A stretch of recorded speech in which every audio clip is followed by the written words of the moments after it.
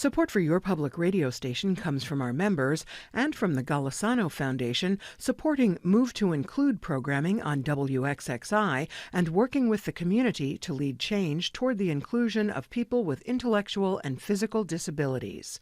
Share your thoughts at movetoinclude.org. From WXXI News, this is Connections. I'm Evan Dawson. Our connection this hour was made in the local emergency department. There are more children and teens showing up in the ED after incidents of self-harm. That doesn't necessarily mean attempted suicide, although self-harm can lead in that direction. My colleague Noelle Evans recently covered a new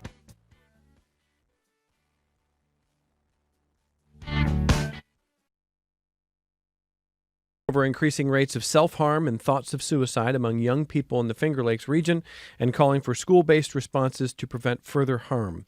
Common Ground Health's report points to a surge of emergency department visits for self-harm among children and teens ages 6 to 17.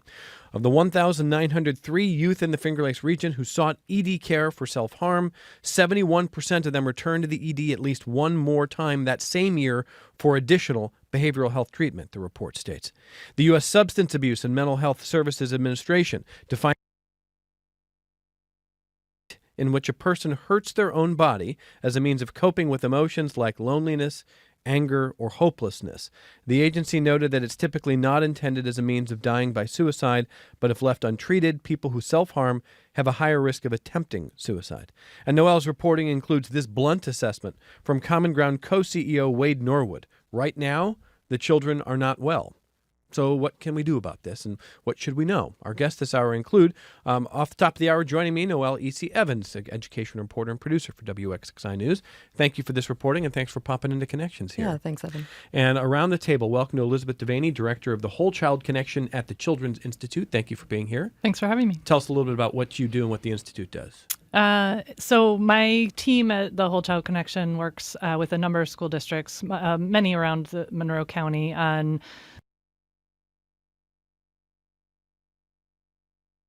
thinking about restorative communities and ways to build connection in schools. Good to have you. Across the table, Dr. Joseph Fantagrossi is director of the Community Schools Coalition of Monroe County and coordinator of regional community schools at Monroe 2 Orleans BOCES. Welcome. Thanks for being here. Thank you, Evan. And great to have Dr. Holly Sienkiewicz. Holly is director of research at Common Ground Health. Thank you for being here as well. Thank you. Happy to be here. In a few minutes, we're going to welcome Kelvin Holloway, a senior recreation assistant with the city of Rochester, talking about his experience. But first, Noelle, what put this report on the radar for you? Well, a couple of things. I mean, of course, getting the notice from Common Ground Health that and also, I mean, I'd been doing some reporting on this. I mean, 2023, 2024 is where some of the statistics are coming from here. I'd been doing reporting around youth mental health at that time and looking at different ways that folks were addressing it. And one of the things that stood out, even in my conversation with Wade Norwood, is that part of it in terms of helping, I mean, you could read the reporting for sure, but some of the stuff I want to touch on real quick is ways to help is also about breaking up some of the chronic stressors, whether that's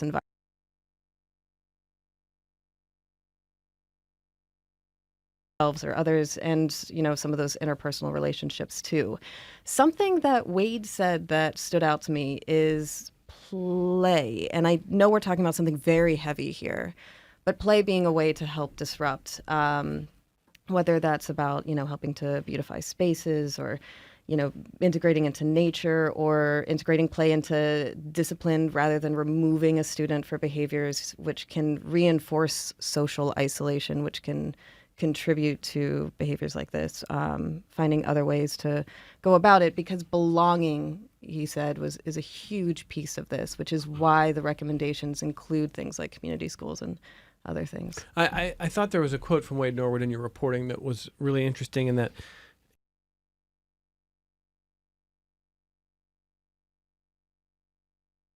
that kids have to hear from adults that they're, quote, not crazy, that Yes. their experiences are valid, that the world that they see as sort of turned upside down, that's a valid way to feel.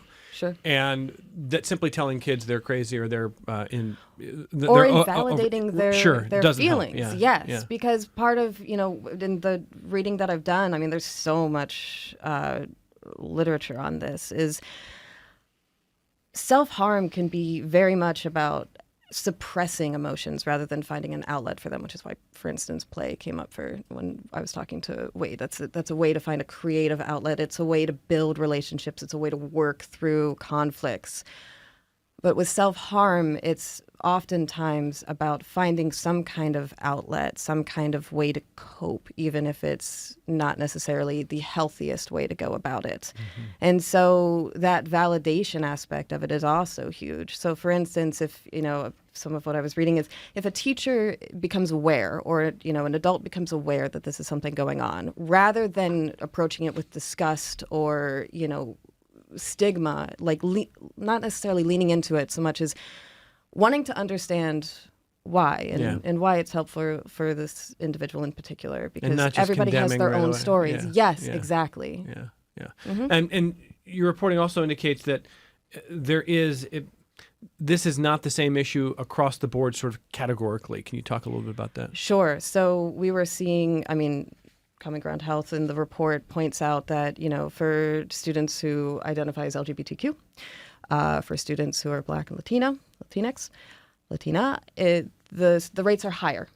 And some of what I think, too, is that feeling of whether I have the right to exist as I am, and if so, where. And there's a lot of rhetoric around, especially for trans youth, that question, for instance. So that stood out to me, and that's where my mind went, having struggled with this when I was younger, for instance. Okay, and before we let you go here, obviously there's not one single prescriptive solution. If that was the case, we probably would be in a very different place right away. We've been talking about mental health for, I think, the last decade more in this country than we ever have. And so, in a respectful way, too. I hope so. Yeah. The shift, too, from, stigma, calling psychologists or psychiatrists shrinks, there's a shift from stigma towards acceptance more so than, for instance, in the 90s when I was and I had this naive idea years ago when a friend of mine said that he and his wife were going to therapy, and another friend in the conversation was like, "Oh my gosh, is something wrong?" And he said, "Well, do you only brush your teeth when you get a cavity?"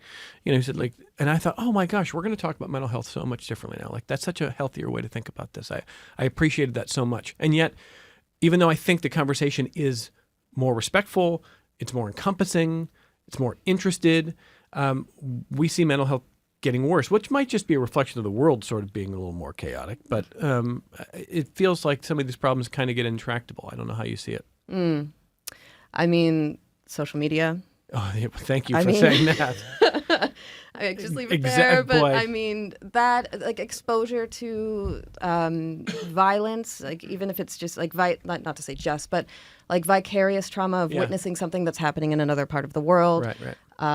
Community violence, struggles at home, not necessarily it's interesting when it comes to one of the recommendations being social emotional learning, which people have also pushed back on as to what does that mean?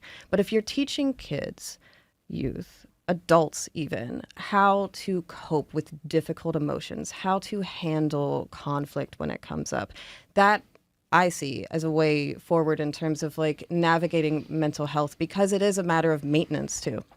I'm really glad you brought up social media. I'm not going to spend the whole hour going it's just your phones. It's a lot of things, right? It's a lot of things. But I've snarkily called it anti-social media. But recently I heard someone refer to it as not as social media, but as algorithmic media. In other words, these tech companies figure out how to sort of get your attention, how to exploit your attention, how to keep you coming back, how to make you upset, which sometimes triggers more engagement, even if you're upset. And so they are incentivized to do those things to us. For sure. And we are sort of allowing that to happen by spending 6 or 8 or 10 hours a day on algorithmic media, right? And it's challenging when your brain is still developing too. It's hard enough for all of us, right? We're going to talk a lot about kids in a moment here with all of our guests. But it's That's all of us, I think. And I was listening to an author recently in his podcast who said he spent years working through what happens when Twitter decides to mob him and how down he would get when people would attack him or say something terrible about him. And about 2 years ago, he left all of social media. And now once in a while, his editor will be like, yeah, somebody said something, like Elon Musk said something bad about you. And he's like, okay, fine. And he said the lesson he wished he could learn in his young adulthood, or for kids now, or for everybody, is that if you actually get off that stuff, you can exist in the physical world. And that stuff may be happening, but you're not even really aware of it. And it actually doesn't affect you all that much. It doesn't really affect you at all. You think that like you have to be in the conversation or someone might be wrong.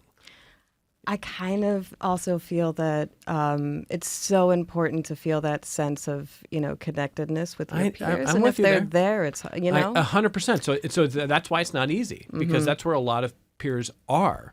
And that's how they communicate in a lot of ways. So you can't just say, well, unplug. But if you can, it may help. For sure. But yeah, I mean, recreation, getting outside, being away from the phone, I'm sure can help in immense ways. But as much as I'm here, I really want to hear from your guests as well. So So thanks I'm going to let Noelle me go. hang out Thank for you. a bit. Yeah, and thank obviously you. these are complex issues that we're going to dig into right now.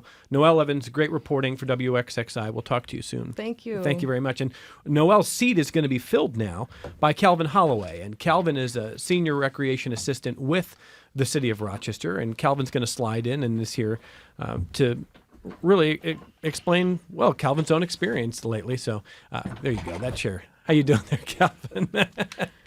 Welcome. Thank you for being with us as well here. Thanks for making time. It's great having you. So there's a lot here, and I'm going to start with Dr. Sienkiewicz, who's the Director of Research at Common Ground Health, just to make sure we're contextualizing some of the data in the right ways here. What do you see in this data? Yeah, well, as you said in the intro, self-harm is now the leading behavioral health related reason for youth visiting the emergency department. So that in and of itself says a lot. It's remarkable. And it's a lagging indicator. That means youth have already done something to commit harm to their own bodies. So, if you're looking at different surveys, for instance, the Youth Risk Behavioral Survey that the County Public Health Department puts out, 1 in 10 have reported seriously contemplating suicide. 1 in 10 of our youth that completed that survey. That's astronomical. 1 in 4 have been so sad or helpless that they have stopped doing their usual activities, while 1 in 3 have trouble concentrating due to emotional and mental health issues. So these numbers are just pervasive. It's epidemic throughout our community and something that needs to be paid attention to. And as Noelle mentioned, it's there's some disparities, and the numbers are rough everywhere, but they're really rough in communities of color and the LGBTQ community, right? Yep, and female students as well. And female students as well. Again, not any one cause or indicator, but does something stand out to you as a problem that has to be addressed immediately? Oh, there's so much. And we've at Common Ground have a portfolio of work on this subject. So, social media, phone use, tech use is absolutely a part of that. But a lot of this, not just stemming from COVID, but exacerbated during COVID, and the rates are not going down. They're only increasing. So some of the isolation that youth felt during that time, the stresses that families felt during that time, those effects haven't gone away. They haven't been addressed. They haven't been dealt with. Were we going in that direction anyway? And without the pandemic, would we be here? Or did the pandemic really have a lasting impact that might not have been felt otherwise? It was already trending upward, but the pandemic was a tipping point that really escalated it. So I would say we'd already be moving in that direction, but it's been escalated since. And the obviously the big alarm bell is 5 years later, it's not better, or it's not at least pre-pandemic levels, that we've seen kind of a hardening of some of those effects. And you would hope that with time that could be mitigated. Exactly. And typically this has been an issue that we've seen really more with teenagers, but children as young as 6 are now in this boat as well. So it's young children as well. There are cases of self-harm as young as what age? I'm sure it goes below 6, but 6 in this study it's 6 years old. Mm-hmm. There have 6. been, yes. We have seen 8-year-olds taking their own lives. Yeah, it's just it's unbelievable. Okay, that's why Wade Norwood said the kids are not all right. So let's ask Dr. Fanagrossi for some first reactions to this data and this story here. I think there's a couple of interesting points to really focus on when we're talking about this study. One is there has been a response to those needs. It is not a completely unresponded to issue. So Dr. Sienkiewicz mentioned the YRBS, the Youth Risk Behavior Survey. That has a 30-year history in Monroe County. So secondary school students in Monroe County have been taking that survey for 30 plus years now. So we've been tracking data for a long time. I think schools are doing their best to address the needs that are there, but it takes a really purposeful effort to do so. And one of the strategies that schools are using to respond to such needs is the community schools effort. And so our coalition of not only schools, but of community providers, institutes of higher ed, governmental departments, really comes together around the premise of it's not good enough to have what my colleague calls random acts of programming. Just get as many programs as possible and throw them against the wall and see what sticks. But we have to be really intentional and purposeful about how we're using the resources that we have in order to respond to the data that was cited. Using them in schools. Correct. Okay. And we're going to get into that more in just a moment here. Elizabeth Devaney, what stands out to you from some of this data and reporting? Obviously it's really upsetting data, and I think the growing kind of comfort in talking about mental health has allowed it to be a conversation that we have, and where we can really raise up the importance of it. So I think, there's more conversation about some of these challenges that teens have always had, which I think is great. I'm glad that that's happening. One of the things I wanted to talk about that I think, as we get into this conversation about social media and phones and technology, I think there's a lot of villainizing of social media. But to me, actually, the biggest problem with technology is that it's really changing the way young people are communicating and sort of the development of social skills. So if you think about, if the majority of your interactions are through text or gaming, where there's not in-person sort of face-to-face interaction where you're sort of communicating. I mean, if you think about how many times a text you've written has gone misinterpreted because of tone can't come through when there's no facial expressions, when there, that kind of thing. So there's just a whole different way of communicating now that I think we're not addressing how that's changed social skill development in schools. And I feel like there's a place in schools for that to happen, where we can really be focusing on some of those, communication skills, relationship skills, communication, team building, decision-making, things that I think young people are losing because they're communicating and living in these virtual worlds, which is a really different. And so it's actually having an impact on brain chemistry, and the way their brains are developing is different than, the adults who didn't grow up with social media, with technology. So social media is for sure, all the things. But my biggest concern is around how it's changed the way kids and young adults are sort of interacting. And I think that's one of the biggest challenges, because it's affecting sort of that, this loneliness epidemic, this sort of feelings of isolation and just ability to communicate. So that's something I think schools can really play a role in. I mean, I've been the adult who gets frustrated when younger people aren't able to make eye contact. I feel that frustration at times. But I want to give some grace here, because what you're describing is real. I mean, especially with the pandemic, but in general, when you're growing up in this digital age, a lot of your communication is not in person.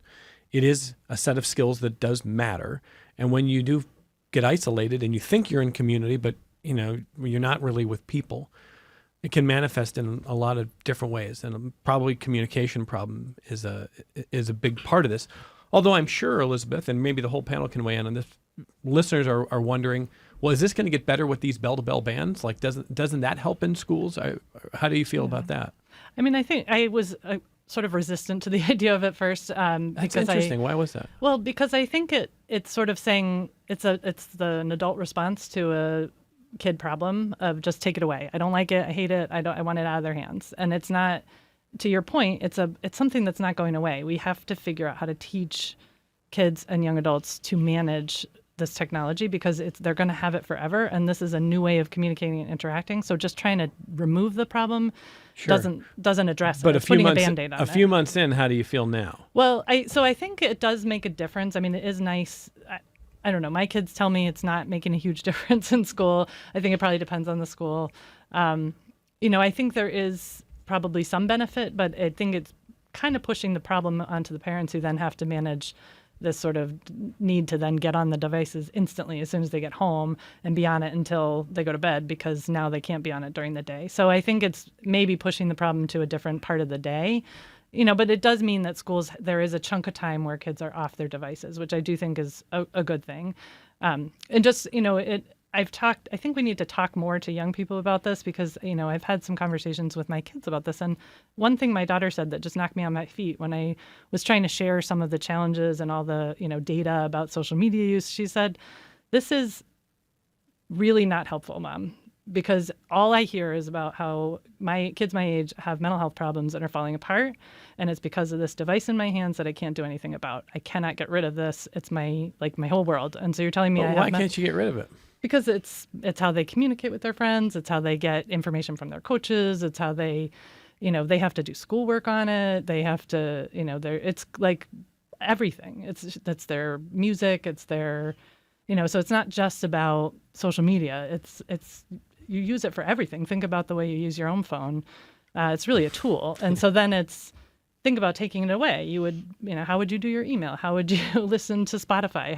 Where would you use for an alarm clock? I mean, yes, obviously we can go back to where we were 20 years ago, but we're not going to do that. So I think that it's more about teaching them the skills to use technology. Okay. And just briefly, Dr. Fanagrossi, the bell-to-bell bands, what did you think? Yeah, I'm with Elizabeth. When it was first announced, I thought, okay, they've looked at the YRBS data. They saw that social media was having a negative impact, and I see where it's coming from. I'm not sure if it works. What I'll tell you will be interesting is we give the Youth Risk Behavior Survey every other year.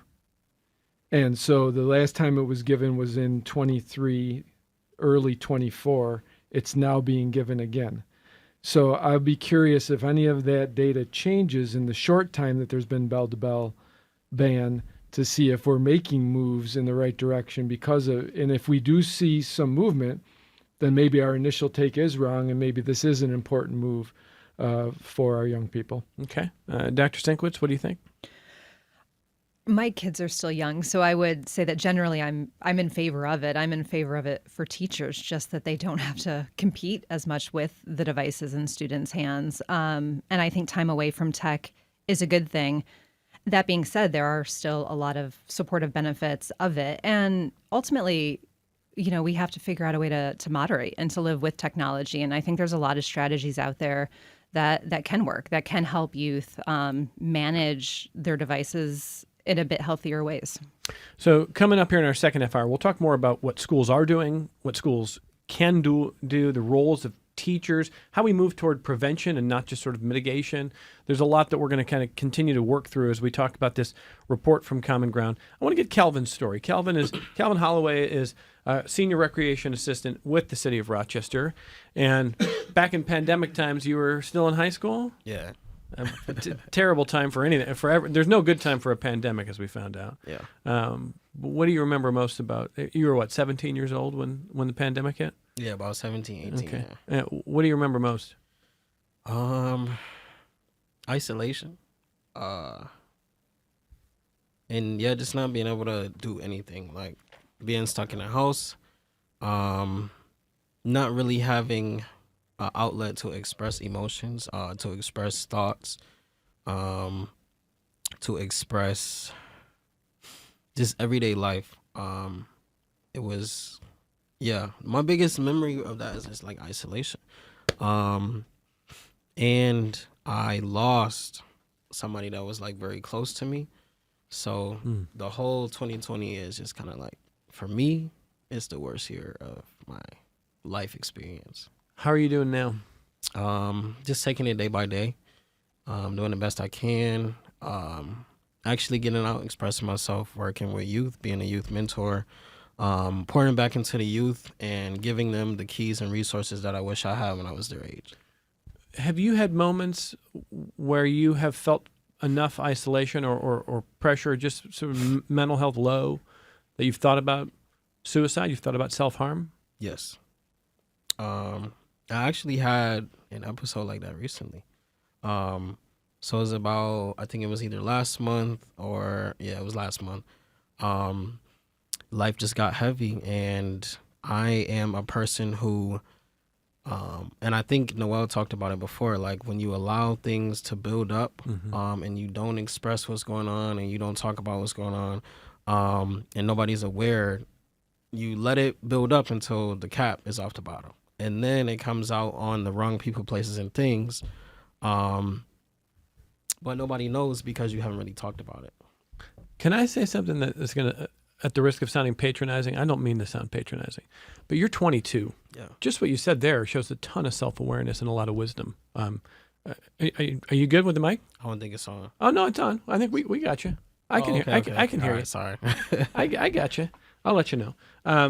No, I think there's a ton of wisdom there. Just understanding the importance of what can happen when there is that buildup, and trying to find a release valve before it gets to a certain point. So when you say you're taking it day by day now, how do you try to not let things get to that point where the cap's going to blow?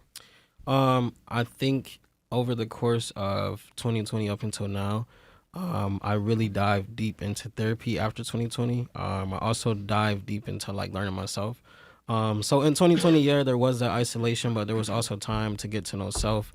There was also time to get to know my triggers. There was also time to understand the way I responded to my triggers before and the way I can respond to them now after doing the healing process. It's also just recognizing like I'm not the only person that's dealing with life. Everybody is dealing with life, adults, youth, elderly, everybody. So I can't be negative to another person because I don't know what they're going through. Everybody's got something, right? Yeah, so you got to have empathy, because I would want somebody to have empathy for me because I'm going through stuff, so I got to have the same perspective for someone else. What is an example of something that doesn't work? We're talking about what might work, what schools can do, what communities can do, but is there something that you think commonly gets tried in the way of mental health is just not effective? Yeah, probably like taking away the phones, and it's just like, or the compare and contrast to when adults were youth and the youth that are youth now. It's just like, it's different times. So we can't compare and contrast something that is drastically different. I think that's the biggest thing that stands out to me. I think that's a big part of the point that Elizabeth was making. You know, that it's easy for us as adults to be like, well, I don't get this and I don't like it, take it away. Yeah. We have to understand why it's valuable to you. But I still want to care about if it's doing harm to you, right? Right. So I'm with you there, Calvin, although I think someday when you're my age, you might look at teens and be like, I just want you to know that, like, no, I take the point because we're always coming at it through the lens of our own experience. Mm-hmm. And if we don't get outside that, it probably doesn't do a whole lot of good trying to relate. Yeah. So I think that's really good advice. What does work for you in dealing with different triggers? I mean, you talk about, you recognize what your triggers are? Mm-hmm. So I can recognize when, like, hey, the situation is triggering me in this way. I feel triggered. Let me either remove myself, either let the person know that, hey, this happened. This is my trigger. I feel triggered by the situation. Have a conversation to move past it. Or depending on who it is, we can dive deeper into why the trigger is the trigger, why I was triggered. And yeah, just respond to it a different way. I used to respond to it like very negative, but now I'm able to understand, get to the root cause of why I was triggered. And yeah, just go about it differently. So again, I'm not saying that you have all the answers. Nobody does. But if you're now talking to a 15-year-old, a 16-year-old who feels a sense of isolation or hopelessness and doesn't think it's going to get better and is feeling as low as maybe you have felt at your lowest points, what do you tell them? Be patient, be present, understand that everything in life is happening for you and not to you. And adversity is one of the biggest, what is the word I'm looking for here? One of the biggest keys to life. Adversity can help you? Yeah. adversity is pretty much how you learn yourself. The way you respond to adversity defines character. And yeah, it's really about what you do in your moments of adversity that will define who you are when you come out of the era of adversity. See, now I'm doing that thing again where I'm thinking about, like, from my own perspective or what my generation says about adversity. Yeah. But let me just ask you a question about that, because I think it's really interesting that you talk about reframing your mindset and seeing adversity as something that can be helpful to you. There is a stereotype, I think, that older adults have of younger adults and teenagers, which is all adversity is a crisis. You catastrophize, and instead of taking the mindset that you have, small things can break you down. Yeah. Is there some truth to that, do you think? I think small things can break you down if you allow it to. Mm-hmm. I think once you realize as an individual that you are in control of life, there's not really much that can deter you from the path you are on in your specific journey. Like, yeah, life may happen. It may be adversity. Things may not go your way. Doors may close. You may get a no. People may leave your life. Death may happen. But it's all about understanding what you are in control of and controlling those things, and what you're not in control of, and being okay with not being in control of those things. I'm really impressed, Calvin. I really appreciate you being here. What we're going to do after our only break is we're going to come back, and the full panel is going to talk about what comes next now that we've got this data. We're talking about Noelle Evans' recent reporting on WXXI, looking at some of the data that comes from Common Ground Health and Rochester Regional Health Information Organization, which merged last year. You heard Noelle talking earlier this hour about some of that data that says self-harm is on the rise. It's the leading cause of a 6 to 17-year-old in that age range ending up in an emergency room in our region. It's a real problem. So we're talking about that. We'll come right back next on Connections. Support for your public radio station comes from our members and from Mary Cariola Center, proud supporter of Connections with Evan Dawson, believing an informed and engaged community is a connected one. marycariola.org. And Excelis Blue Cross Blue Shield, providing members with options for in-person and virtual care, creating ways to connect to care when and where it's needed. Learn more at excelisbcbs.com. This is Connections. I'm Evan Dawson. A question from a listener is asking, do they have any thoughts on this is new to me, the 764 group that is targeting kids online? Do we know what that is? Anybody heard of that in this room? No? Not even Calvin.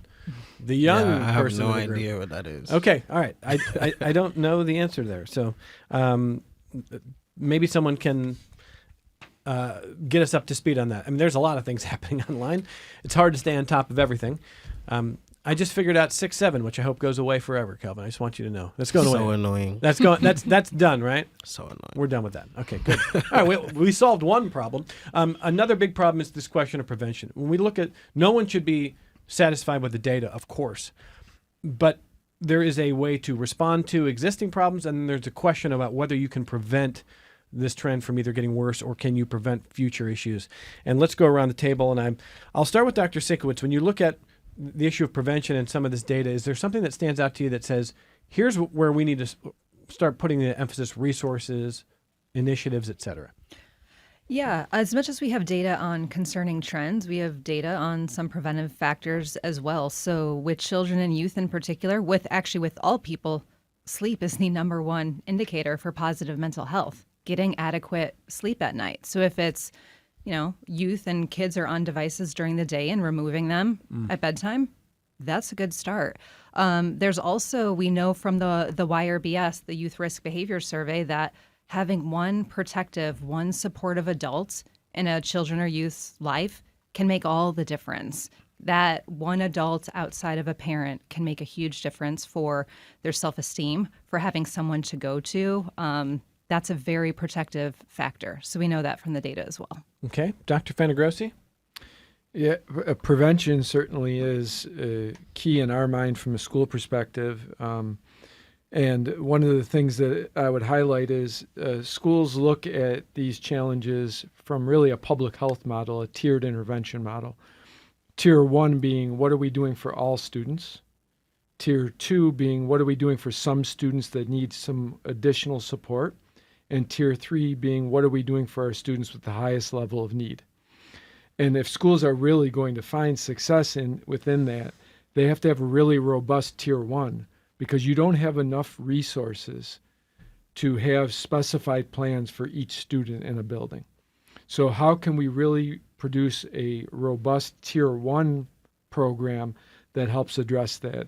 So, and Elizabeth can speak to this as well, we have satellite mental health clinics in most of our schools, where Rochester Regional Health or URMC or Liberty provide therapists, and they are located in the schools. We have curriculums that teach social emotional wellness and well-being. In New York State, we are fortunate to have a New York State Trauma-Informed Network and Resource Center that supports trauma awareness and how to build trauma and resilience factors in our young people. There's an entire curriculum built around that called Tending the Roots. And in the community schools model, which 10 school districts use the community schools model, 41 schools in all, one of our tenets is creating a culture of care and belonging. And so I think our schools are attempting to take this intentional, purposeful path to addressing it. And we're blessed to have a number of organizations in our community who are fighting that same fight, and Children's Institute is one of them. Just to follow up the point on, so if you want to create a culture of care and belonging, as you say, you said earlier this hour that what we want to get away from is maybe the well-intentioned, but just throwing programs at the wall or throwing different ideas at the wall without kind of a cohesive plan for how they're going to work. How do you create a culture of inclusion, belonging, care? How do you do that? Yeah. So the start of that conversation is, have we taught a young person how to express their feelings? Do they have language around feelings? Do they have self-awareness, as Calvin alluded to? At that Tier 1 level, do we have a base level of understanding of how the human brain and emotions work? Then for those students who need more, at a Tier 2 level, do we have small group interventions? Do we have the ability to bring a few students together to have a deeper conversation about a specific concern or need? And then you're going to have about 5% of your students in a well-performing situation. You're going to have 5% of your students who need even more. And do we have outside expertise to work directly with those students in a one-on-one situation so that they have the services they need to be well? Well, let's go to your colleague across the table, and let's talk about prevention from your perspective, Elizabeth. What can be done here? I think there's a variety of things. I mean, if you think about it, schools are the one place that kids are required to be in person and interacting. That's the only place they are required to be that's left. There's school sports, there's school clubs and activities, there's being in the building. Everything else is optional. So many kids have no other interaction except for what happens in the school day, but it is the one place they are still required to be in person. So there's a real opportunity there to create connection just by being in person.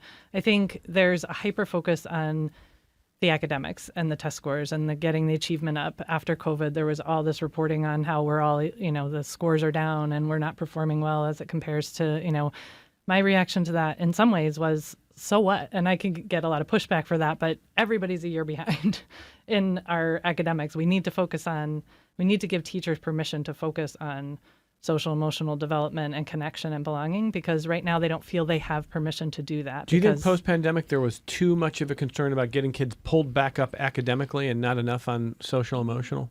I think so. And not to say that we need to lower standards or that we can't hold kids, accountable and keep rigor. But I think teachers, I talk to a lot of teachers, and they feel so much pressure to get through their content that they say they don't have time for this. It's important. I get it. I wish I had time. I don't have time. And so, one of the things we're working on at Children's Institute is figuring out quick, easy ways teachers can kind of incorporate relationship building skills, communication skills, all of these things into instruction. So do small group work in math and just ask the kids to take a couple of minutes before they start working on a problem to talk about how are we going to work together. So that takes like a minute and a half, but it's a social emotional skill around, how do you talk to your peers? Just little practices, things they can do so that teachers can be part of this, because I think there's this sort of emphasis on we need more mental health staff, which of course we do, but also teachers need to be part of the solution, and they are feeling so overwhelmed by all the things on their plate right now that they need kind of ways they can do this, as part of their instruction, build it into what they're doing, and also have the permission to take a little bit of time to work on it. Calvin, when you were in school, were you ever in did you ever circle up? What's the term there?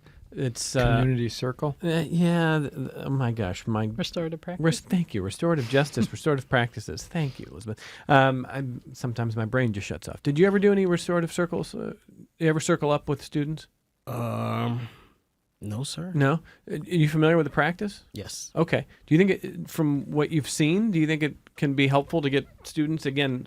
And I'm not saying that's what Dr. Franagrossi was specifically talking about, getting students in small groups, but sometimes? Yes. That kind of thing, where students are talking together, working Yes. through hard things together. Do you think that can work? Absolutely. Okay. Do we do enough of that? Or do you think students have the communication skills to work through that? Yes. I think it's just all about setting the tone and allowing them to feel comfortable enough to do that. As an adult or as a teacher and instructor, you have to understand that you set the tone. And when kids come into your classroom, what do you want them to feel? How do you want them to feel? And how do you want them to remember you as a teacher, mentor, whichever you identify as? But yeah. And, I'm thinking about the ways that people say that therapy can break down. For example, two people go to therapy and one goes in with the idea that, well, I can't wait for the therapist to tell you that you're wrong, as opposed to, what can we both understand together? Right. And look, I mean, when you're 15 years old, when you're 16, when you're 17 years old, and your emotions are high over something, or you feel like you've been wronged, I think it's easy to sit down in a group and think, let's have it out, and then, the person who wronged me is going to kind of get their comeuppance, as opposed to, we're going to take this opportunity to try to grow together. That takes a lot of maturity, doesn't it? Yeah. But you think, again, you're confident that we all can do it. The kids can do it. Absolutely. Okay. And we have examples of that, Evan. RCSD runs a wonderful restorative hub that is almost entirely staffed by students. So, and we've been doing restorative practices, not as intentionally as I'd like it across the entire county, but we are on the precipice of that. We recently secured some grant funding, and we have a cadre of people. Actually, the second cohort is being trained right now at the Strath Allen, called Restore New York, to bring restorative practices across sectors in Monroe County. And Elizabeth can speak to this as well.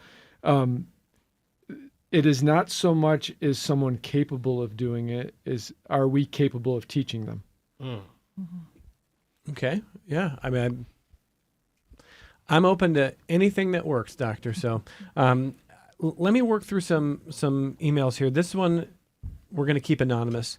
And it says, Evan, I started self-harm when I was a kid in the 1980s. Unbeknownst to my family, it escalated in the early 90s, and I ended up in the psych unit for a weekend. When I told the therapist that I had cut my wrist to distract from my pain, she said that was the most ridiculous thing she had ever heard. Obviously, I never went back to see her. I'm better now in my 50s, but I've struggled my whole life with mental health issues. To the person who sent that, first of all, thank you for sharing your story, and I'm sorry that anybody would ever tell you that that was ridiculous.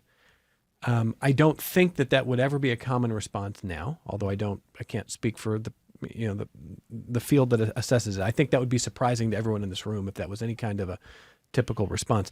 But I will say that the data, another piece of the data that I don't know that we talked about yet that concerned me here, I'll read this right now. Of the 1,903 youth in the Finger Lakes region who sought ED care for self-harm, 71% of them returned to the ED at least one more time that same year for additional behavioral health treatment.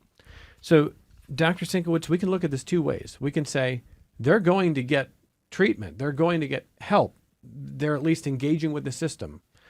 Or we could say they went in and they went back, maybe in an emergency something is not working. How do you see that bit of data? Well, many of the clinicians that we've spoken with, I think they would say ED is not an appropriate source for mental health care. It is for extreme circumstances. It is to stop immediate self-harm and provide those bandages but it is not addressing root cause. It isn't the place to address root cause. So if we can look at prevention, if we can look at different types of therapy earlier on before it ever gets to the ED, the ED is not a place that's therapeutic. That is not the intention of it. So if we can look at prevention and get children, youth, the support they need earlier and often, and at a first step, just going back to the email that you read is validation, is believing someone and listening without judgment. Related to that, here's another email. Again, I'm going to keep this email anonymous. Evan, I wish I could call in, but I'm sitting here sobbing and I don't think I could get through the call. I cut myself when I was 15 and 16. I am now 45. What I wish the adults around me did back then was listen. Just listen. Try to understand without judgment, without reactivity, without jumping into solutions. And I want to say to the kids who are in the midst of this, you are not broken. There is nothing wrong with you. You will find your people who will love you and care about you the way that you need. You are not alone. There are people who have gone through this and they want to help. And if you don't have an adult who you can talk to, ask for help. And it may not be the first therapist that you encounter, but you need to find someone that you feel comfortable sharing this with. There is a way through this. Thank you for this important conversation. That's just more of the point about validation without judgment. So that's a repeated theme. All of our guests nodding along to the person who sent that email. Very powerful. Thank you. Isaac emails to say, Evan, greatly appreciate this discussion today. I strongly recommend reading The Anxious Generation by Jonathan Haidt. I'm curious if your guests have read it. Yes? Okay. Yes. I have not. Okay. Recommend? I would recommend it, yes. Okay. I mean, Jonathan Haidt has still not been on Connections, but he's a busy guy. We're going to work on that. Would you recommend it? Absolutely. Okay. Have you read it? I haven't read it, but I am familiar with it. Okay. Isaac, thank you. We'll see if we can get Jonathan Haidt in the future. That's a hard one, but we're going to work. Kathleen says, I so agree with your guest, Elizabeth. It is much easier just to ban cell phones for students while in public schools rather than invest in teaching kids how to manage their time effectively when using their devices and social media. When the ban started, I was hoping that teachers and administrators would also have to keep their phones away during the school day because we are all responsible for being role models of what we are preaching.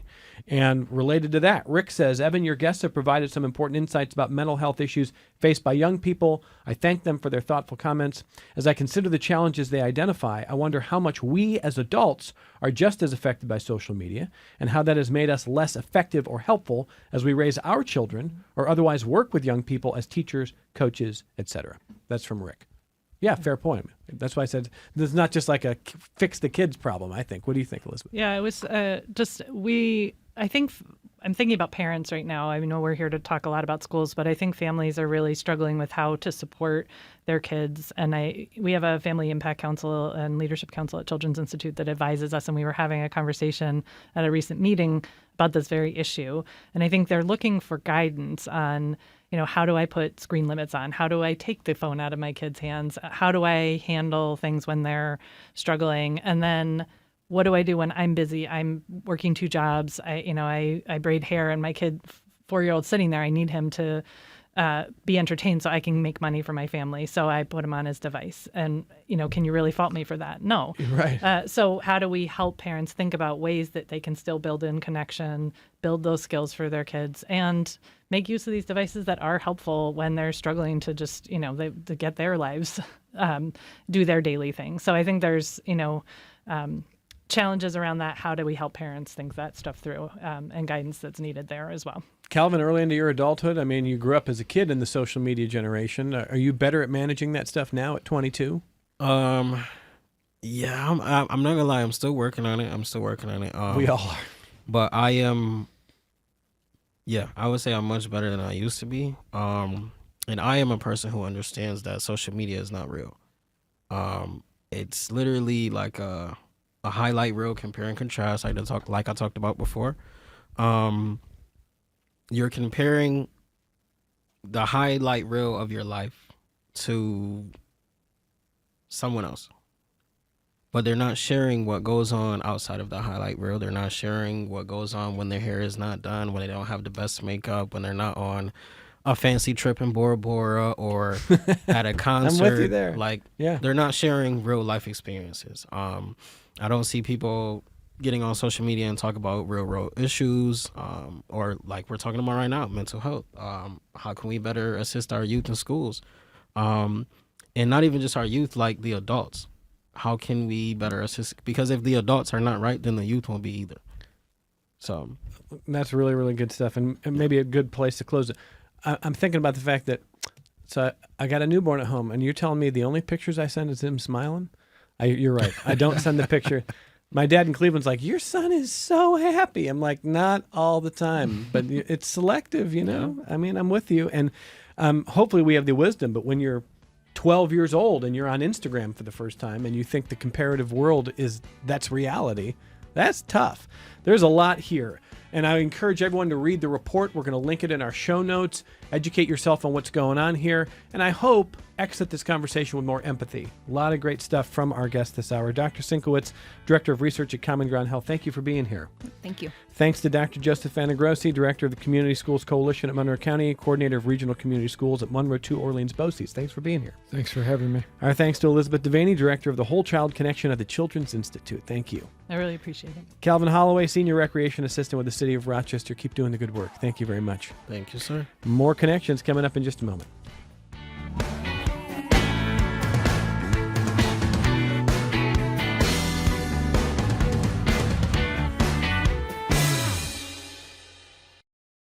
This program is a production of WXXI Public Radio. The views expressed do not necessarily represent those of this station, its staff, management, or underwriters. The broadcast is meant for the private use of our audience. Any rebroadcast or use in another medium without expressed written consent of WXXI is strictly prohibited. Connections with Evan Dawson is available as a podcast. Just click on the Connections link at WXXInews.org.